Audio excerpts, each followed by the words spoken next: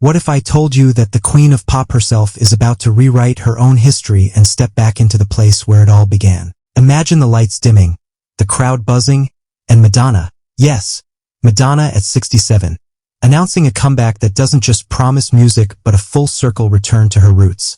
This isn't just another celebrity making a nostalgic move.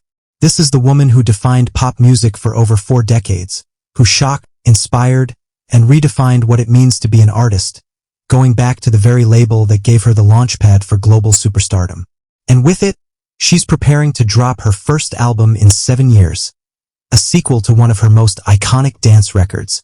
Buckle up, because this story isn't about the past. It's about how Madonna is making her future louder than ever. Let's rewind.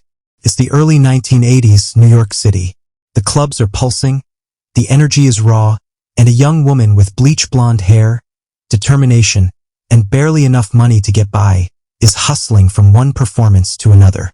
That woman was Madonna Louise Ciccone. She wasn't just another singer trying to get discovered. She had something that was impossible to ignore. An aura, a rebellious charm, and a daring confidence that screamed she was born for more. In 1982, she caught the attention of Sire Records, an imprint of Warner Records.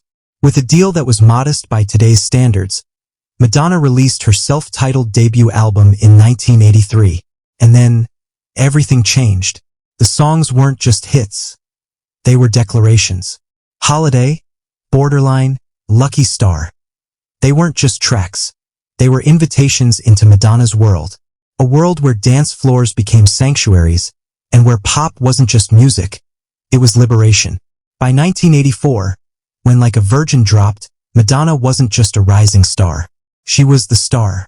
She was the name everyone knew, the face on every magazine, and the sound blasting through every club and car stereo. Warner Records had found its golden icon, and Madonna had found the machine that could propel her vision across the globe. Fast forward through the late 80s and 90s, and the partnership only grew stronger. Like a Prayer in 1989 didn't just top charts. It sparked conversations, controversy, and praise all at once. Madonna wasn't afraid to challenge norms. Religious imagery, political undertones, raw sexuality. It was all part of the package. And Warner Records stood behind it, distributing her music to a world that couldn't look away, even if it tried. In 1992, she even co-founded her own entertainment company, Maverick, with Time Warner, giving her not only the platform but also the power to shape her own career. But nothing lasts forever. After nearly 25 years, the partnership ended in 2007. Madonna signed a massive deal with Live Nation, a move that symbolized her independence and desire to evolve outside of the traditional label system. It was the end of an era with Warner, and for years, fans wondered if that chapter had closed permanently. Now, nearly 2 decades later, Madonna is proving that full circles do exist. At 67, she announced through Instagram that she's officially rejoining Warner Records. And not just for a random project, for a brand new album, her first in 7 years. The album's title? COADF P.2. If that acronym rings a bell, it should. It's a direct nod to her 2005 masterpiece, Confessions on a Dance Floor, the record that redefined electronic pop and gave the world unforgettable tracks like Hung Up and Sorry. The project was co-produced with DJ Stuart Price, whose fingerprints are all over that iconic sound. And guess what? He's back for this one. Picture this. Madonna, seated on a bed in sparkly gold heels, fishnet stockings, and a silver sheer dress, sharing the announcement with her fans through a striking photo series. The caption reads, "It feels like home with Warner Records. Back to music, back to the dance floor, back to where it all began." It's not just an announcement. It's a statement of intent. She's not playing it safe. She's going straight for the dance floor again, the place where she's always been the most magnetic. The reactions have been electric. Fans, critics, and even Warner executives are calling this reunion historic. Tom Corson and Aaron Bayshuk, co-chairman at Warner Records, summed it up perfectly. Madonna isn't just an artist.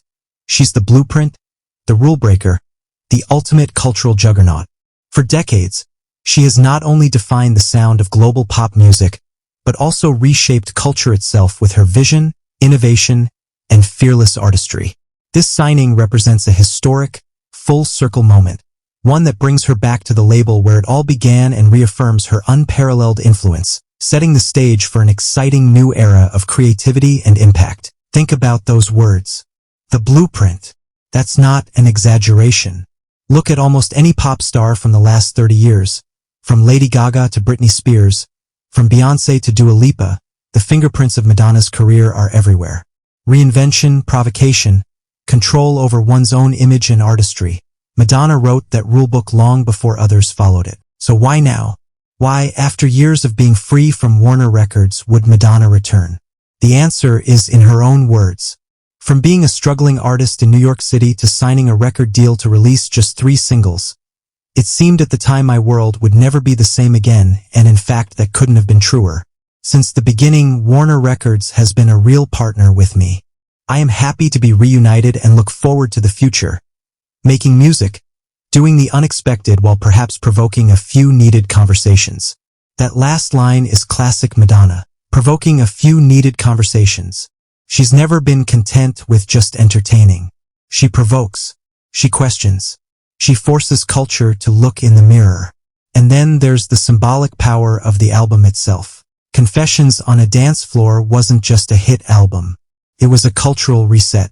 The thumping disco beats, the seamless transitions between tracks, the unapologetic embrace of nightlife and dance culture. It was Madonna proving yet again that she could own an entire genre and era. By naming her new project COADF P.2, she's telling the world that she's not done with the dance floor. She's ready to take that legacy and amplify it for 2026. This isn't just a comeback, it's a reclamation.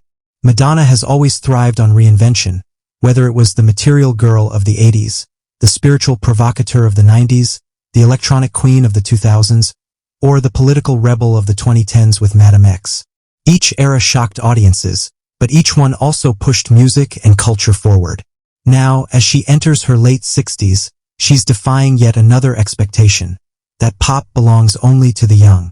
Madonna is showing that artistry has no expiration date, and influence doesn't diminish with age. If anything, it sharpens. Fans are already buzzing with speculation. What will the tracks sound like? Will she lean fully into disco-inspired beats again, or will she fuse them with today's EDM and house trends?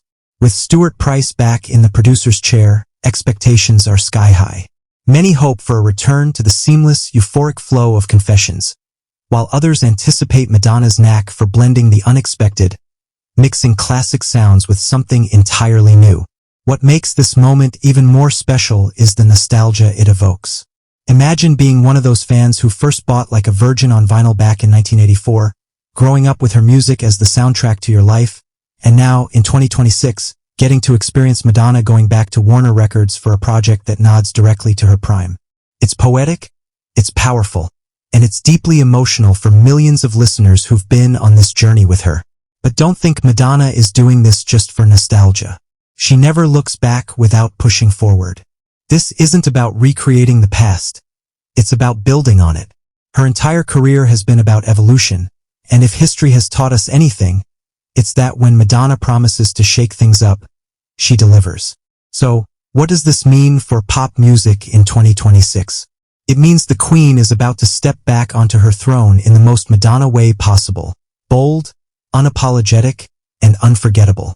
It means the dance floor will once again be a place where generations collide, where longtime fans and new listeners will meet under the pulsing lights of her sound. And it means that at 67, Madonna is still proving that age is irrelevant when your influence is timeless.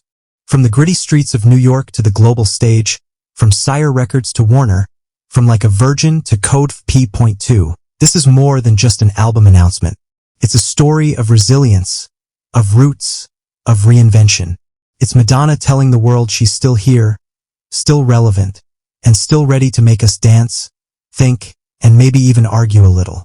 And honestly, isn't that exactly what we need from her? So get ready. 2026 isn't just another year in music.